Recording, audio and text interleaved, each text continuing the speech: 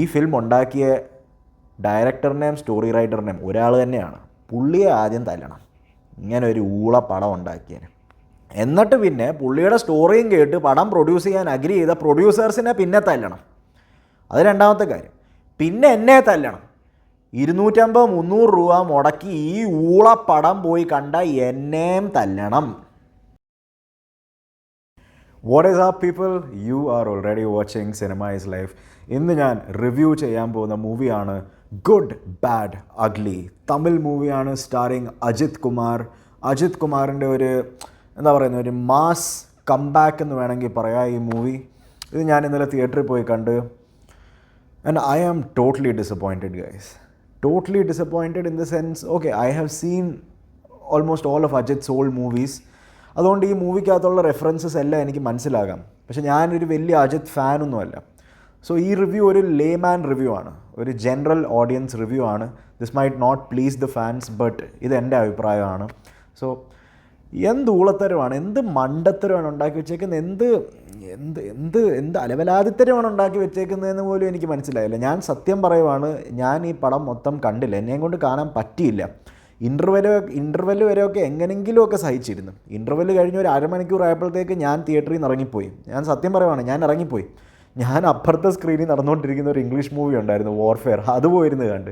Last 30 മിനിറ്റേ ഉള്ളായിരുന്നു. ആ 30 മിനിറ്റ് ഞാൻ ഈ കണ്ട 2 മണിക്കൂറിനെക്കാട്ടിൽ എത്ര ഭേദമായിരുന്നു. ആ പടം കണ്ടാൽ മതിയായിരുന്നു. എന്താണ് ഞാൻ കണ്ടത്? Another level of atrocious film making എന്ന് വേണമെങ്കിൽ പറയാം.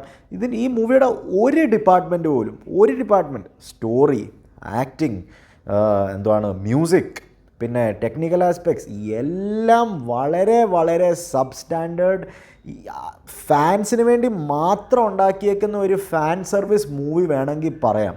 ജനറൽ ഓഡിയൻസിന് ഇത് കാണുവാണെങ്കിൽ നിങ്ങൾ ഈ മൂവി എൻ്റെ കൂട്ട് തന്നെ ഇത് കംപ്ലീറ്റ് പോലും ചെയ്യത്തില്ല. അത്രയും പത്തറ്റിക് മൂവിയാണ് ഗുഡ് ബാഡ് അഗ്ലി. ഞാൻ ഒന്നൊന്നായിട്ട് പറയാം.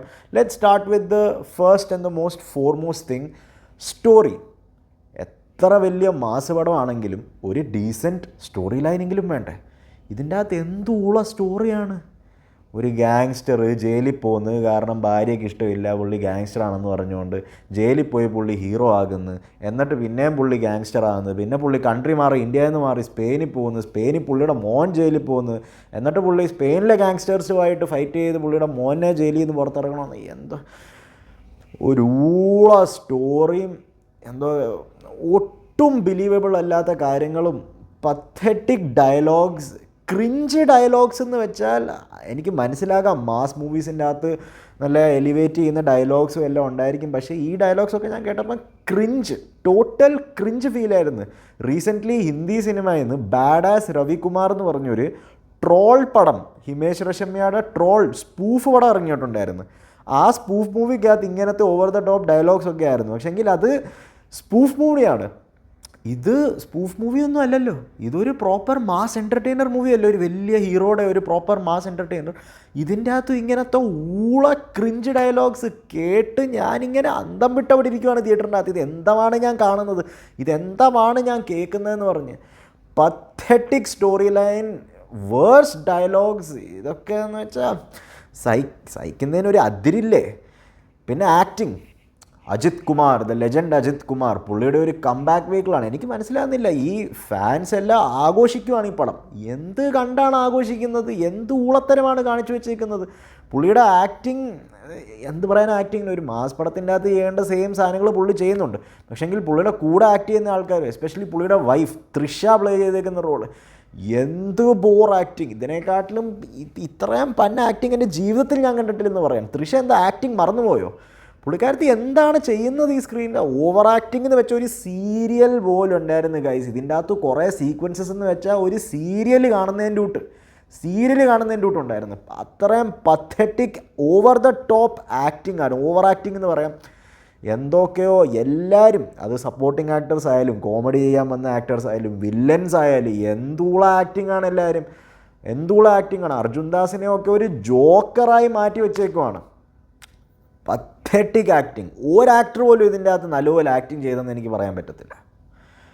ആക്ടിങ് ആയി. പിന്നെ മാസ് മൂവിയാണ്, നല്ല മാസ് ആക്ഷൻ സീൻസ്, വലിയ ആക്ഷൻ സെറ്റ് പീസസ് ഒന്നുമല്ല, ഹാൻഡ് ടു ഹാൻഡ് കോമ്പാറ്റ് ആണ്. പക്ഷേങ്കിൽ മാസ് മൂവീസിൻ്റെ അകത്ത് ആക്ഷൻ സീക്വൻസസിന് അതിൻ്റേതായ സ്റ്റൈലൊക്കെ ഉണ്ട്.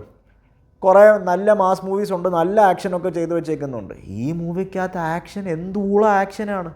ഒന്നാമത് അജിത് കുമാറിനെയും കൊണ്ട് ആക്ഷൻ പറ്റുന്നില്ല. എന്ത് സ്റ്റണ്ട്സാണ് പുള്ളി ചെയ്തേക്കുന്നത്. ഒരു ഇമാജിനേഷനും ഇല്ല, ഒരു ക്രിയേറ്റിവിറ്റി ഇല്ലാത്ത സ്റ്റണ്ട് ഡയറക്ഷനും പുള്ളിയെ ഒന്നാമത് ചെയ്യാൻ പറ്റുന്നില്ല. അതിൻ്റെ മേളിൽ പുള്ളി ചെയ്യുന്നു.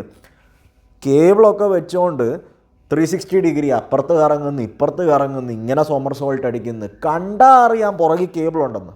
It is so evident. Pathetic stunt coordination and stunts. എന്താണ് പറയുന്നത്. പിന്നെ ഇതിൻ്റെ അകത്ത് കുറേ ചേസ് സീക്വൻസസ് ഒക്കെ ഉണ്ട്. എന്താണ് നടക്കുന്നത്. വണ്ടികൾ പറക്കുവാണ്, ചുമ്മാതങ്ങ് പറക്കുവാണ്. അല്ല, വല്ലോ വണ്ടി വന്ന് കൊള്ളണ്ടേ, വല്ലോടത്തും പോയി ഇടിക്കണ്ടേ, അപ്പോഴല്ലേ ഇതൊക്കെ പറക്കേണ്ടത്. ഇത് ചുമ്മാതങ്ങ് പറക്കുവാണ് വണ്ടികൾ, ഒരു ലോജിക്കും ഇല്ലാതെ. എന്താണ് ഞാൻ എനിക്കാണെങ്കിൽ ചുമ്മാല്ല. ഞാൻ പറഞ്ഞില്ലേ, എനിക്ക് ഈ ഫിലിം കംപ്ലീറ്റ് ചെയ്യാൻ പറ്റിയില്ല, ഞാൻ ഇറങ്ങിപ്പോയി. അത്രയും പത്തറ്റിക് മൂവി ആയിരുന്നു ഇത്. എന്നിട്ടിപ്പോൾ എന്തോ സ്റ്റണ്ട്സായി. പിന്നെ മ്യൂസിക്, ബാക്ക്ഗ്രൗണ്ട് മ്യൂസിക്. ഒരു മാസ് മൂവിക്ക് വളരെ വളരെ ഇമ്പോർട്ടൻ്റ് ആയ ഒരു ആസ്പെക്റ്റാണ് music and background music. Jailer പോലെ സിനിമയ്ക്കകത്ത് അനിരുദ്ധ് കൊടുത്ത ബാക്ക്ഗ്രൗണ്ട് മ്യൂസിക് ഒക്കെ എന്ത് എപ്പിക് ലെവലാണ്. അത് വെച്ച് കമ്പയർ ചെയ്ത് നോക്കുകയാണെങ്കിൽ ജി.വി. പ്രകാശ് കുമാർ ഉണ്ടാക്കിയേക്കുന്ന ഈ ബാക്ക്ഗ്രൗണ്ട് മ്യൂസിക് ഒരു കാര്യത്തിനും കൊള്ളാത്ത ബാക്ക്ഗ്രൗണ്ട് മ്യൂസിക്. ചുമ്മാ ഡ്രമ്മ് അടിച്ചുകൊണ്ട് പടപട പടപട പടപട പടപട, ഒരു കോഡ് പ്രോഗ്രഷനും ഇല്ല, ഒരു ഇമോഷനും ക്രിയേറ്റ് ചെയ്യാൻ പറ്റുന്നില്ല. ഞാൻ പറഞ്ഞില്ലേ, സീരിയൽ കാണുന്നതിൻ്റെ കൂട്ടുള്ള ഒരു ബാക്ക്ഗ്രൗണ്ട് മ്യൂസിക് ആയിരുന്നു. ചുമ്മാ പടപട പടപട നടന്നുകൊണ്ടിരിക്കുന്നു. അത് കഴിഞ്ഞ് ഇമോഷണൽ സീൻ വരുമ്പം സഡൻ ചേഞ്ച്, ഭയങ്കര ഒരു ക്രിഞ്ച് ഇമോഷണൽ ബാക്ക്ഗ്രൗണ്ട് മ്യൂസിക്കും. ഇതൊക്കെ ഒരുമിച്ച് വന്നപ്പോഴത്തേക്ക് സ്ക്രീനിൽ നടന്നുകൊണ്ടിരിക്കുന്ന കാര്യങ്ങളും ബാക്ക്ഗ്രൗണ്ട് മ്യൂസിക്കും ക്രിഞ്ച് ഡയലോഗും ഒരു കാര്യത്തിനും കൊള്ളാത്ത സ്റ്റണ്ടും ഇതെല്ലാം കണ്ട് എൻ്റെ ഒന്നും പറയണ്ട. പിന്നെ ടെക്നിക്കൽ ആസ്പെക്ട്സ്, സിനിമാറ്റോഗ്രാഫി, ഏത് അമച്വർ സിനിമാറ്റോഗ്രാഫറാണ് ഇത് ഉണ്ടാക്കി വെച്ചേക്കുന്നത്. ചുമ്മാ ഒരാവശ്യമില്ലാതെ എല്ലായിടത്തും നിയോൺ ലൈറ്റ്സും വെച്ചുകൊണ്ട്, നിയോൺ ലൈറ്റിങ്ങും വെച്ച് സിനിമാറ്റോഗ്രാഫി ചെയ്താൽ ഒരു എസ്തെറ്റിക് സെൻസ് ഒക്കെ വേണ്ട. ഇതെന്താണ് ഉണ്ടാക്കി വെച്ചേക്കുന്നത്. എഡിറ്റിങ്, സൗണ്ട് ഡിസൈൻ, ഇതൊക്കെ വളരെ ഓർഡിനറി. ഒരു കാര്യം പോലും എടുത്ത് പറയാൻ പറ്റിയ ഈ സാധനം ഈ മൂവിക്കകത്തില്ല. Pathetic film. ഈ ഫിലിം ഉണ്ടാക്കിയ ഡയറക്ടറിനെയും സ്റ്റോറി റൈറ്ററിനെയും ഒരാൾ തന്നെയാണ്. പുള്ളിയെ ആദ്യം തല്ലണം, ഇങ്ങനെ ഒരു പടം ഉണ്ടാക്കിയതിന്. എന്നിട്ട് പിന്നെ പുള്ളിയുടെ സ്റ്റോറിയും കേട്ട് പടം പ്രൊഡ്യൂസ് ചെയ്യാൻ അഗ്രി ചെയ്ത പ്രൊഡ്യൂസേഴ്സിനെ പിന്നെ തല്ലണം. അത് രണ്ടാമത്തെ കാര്യം. പിന്നെ എന്നെ തല്ലണം. 250-300 രൂപ മുടക്കി ഈ പടം പോയി കണ്ട എന്നെയും തല്ലണം. അതായിരുന്നു guys my review of good bad ugly. തിയേറ്ററിൽ പോയി കാണണോ വേണ്ടയോ ചോദിക്കുപോലും ചെയ്യല്ലേ, തിയേറ്ററിൻ്റെ അടുത്ത് പോലും ചെല്ലല്ലേ. നിങ്ങൾ ഫാൻസ് ആണെങ്കിൽ മാത്രം പോയി കാണുക. See you guys in another video with another review. Till then, take care. Goodbye.